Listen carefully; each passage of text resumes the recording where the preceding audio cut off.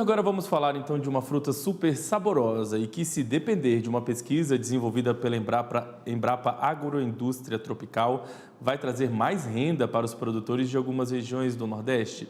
É do caju que eu estou falando e quem vai falar para a gente um pouco mais sobre esse trabalho é o pesquisador da Embrapa, Francisco Vidal. Boa noite, Francisco. Seja muito bem-vindo aqui ao canal AgroMais. Boa noite a todos. Bom, Francisco, essa pesquisa desenvolvida por vocês desenvolveu o clone de cajueiro, né? Antes da gente entrar nas características, conta pra gente um pouquinho sobre como foi essa pesquisa, as etapas dessa pesquisa. Então, esse clone lançado recentemente, ele vem de 30 anos de pesquisa, né? É um material selecionado na década de 90, lá no sertão do Piauí, e pelos processos, né, do melhoramento genético de culturas perenes, né, o programa de melhoramento genético da Embrapa, ele pôde ser lançado agora, né?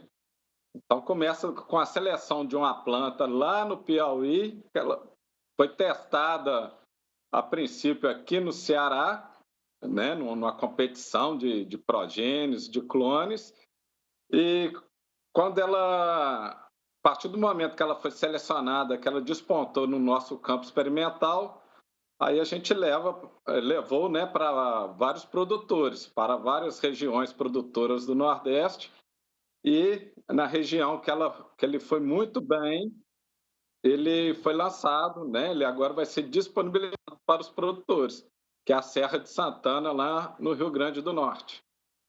Muito bem, então esse clone do cajueiro, é a BRS 555, né? E essa BRS ela é recomendada para ser cultivada em quais regiões do Nordeste? Ele tem uma destinação mais específica, digamos assim? Então, nesse primeiro momento, ele está sendo recomendado para as regiões de altitude aqui no semiárido, né? Porque nós temos regiões aqui 600, 800 metros de altitude, onde no meio do ano, né, a gente tem o clima quente durante o dia e noites frias, né, chegando até 12, 15 graus. Então, o pessoal, né, os produtores dessas regiões, utilizavam muito os clones que eram especificamente do litoral, que é da região quente.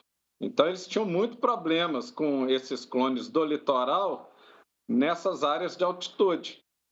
Então, para atender essa demanda, né, a Embrapa levou vários materiais para regiões de altitude, com um clima diferente do litoral, e nesse primeiro momento destacou o BRS 555. Tem outros materiais também que estão despontando, mas o primeiro que nós vamos disponibilizar foi lançado semana passada, é o BRS 555.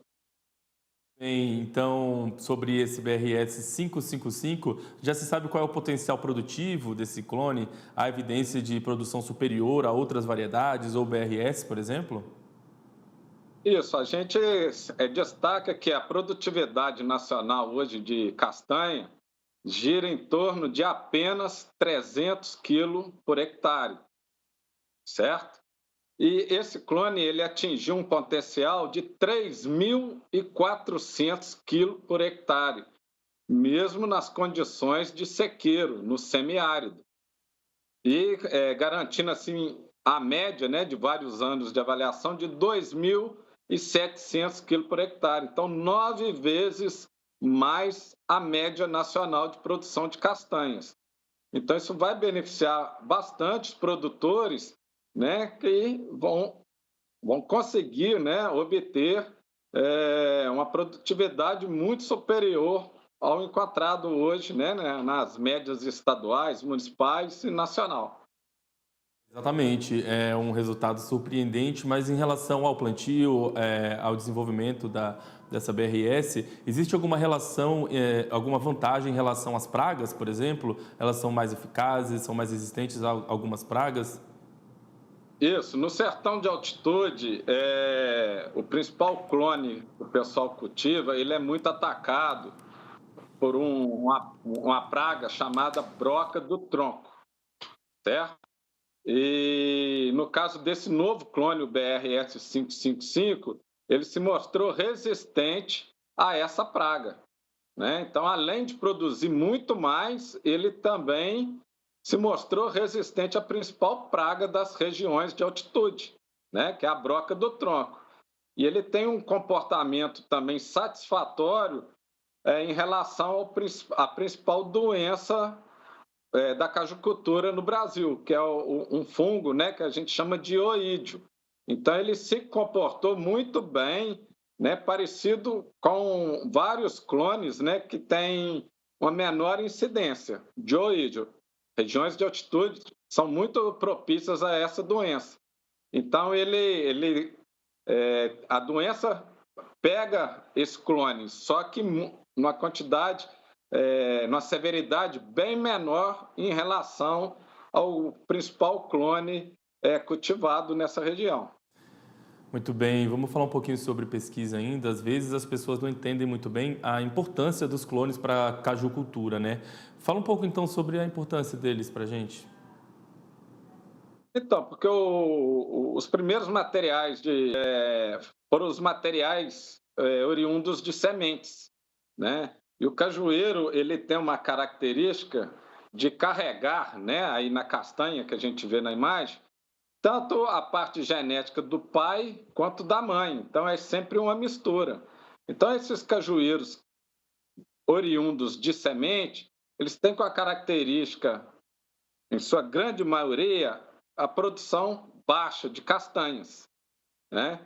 E eram plantas muito altas, que a gente chama de cajueiro comum ou cajueiro gigante. Então, plantas de 15, 17, 20 metros de altura. Então, o pedúnculo do caju, né, que a gente fala a polpa do caju, caía no chão, estourava e tinha muito pouco aproveitamento. Então, a partir do programa de melhoramento genético da Embrapa, né, desde a década de 1980, a gente vem disponibilizando materiais de cajueiro anão. São plantas mais baixas, então os produtores conseguem colher o caju com as próprias mãos, né, e abrir um mercado muito rentável de fruto para a mesa. Melhorou bastante a qualidade, o aproveitamento. Surgiram muitos produtos a partir do pedúnculo, né, da carne do caju, da polpa, e, paralelamente, melhorou demais a qualidade da castanha, porque os clones apresentam castanhas bastante uniformes, então favorece toda a mecanização, né, das grandes fábricas na hora de padronizar, né, na hora de cortar a castanha, na hora de obter as amêndoas, sempre lotes mais uniformes. Então, isso tudo veio, né, do programa de melhoramento genético do cajueiro da Embrapa. É um programa muito importante para o setor, né? Agora, a cajucultura é tida como uma importante atividade econômica para vários municípios do Nordeste, né? Dentro do Rio Grande do Norte, Ceará, Piauí. Trabalhos como esses auxiliam, de alguma maneira, a otimização econômica da cadeia produtiva, Francisco? Exatamente. A gente tem uma característica aqui no Nordeste que o cajueiro ele produz na época seca. Então, essa é a grande importância para todo o sertão semiárido, porque são regiões com 400, 600, 800 milímetros só de chuvas anuais, com período seco longo, né, a partir ali de junho até dezembro ou janeiro do outro ano.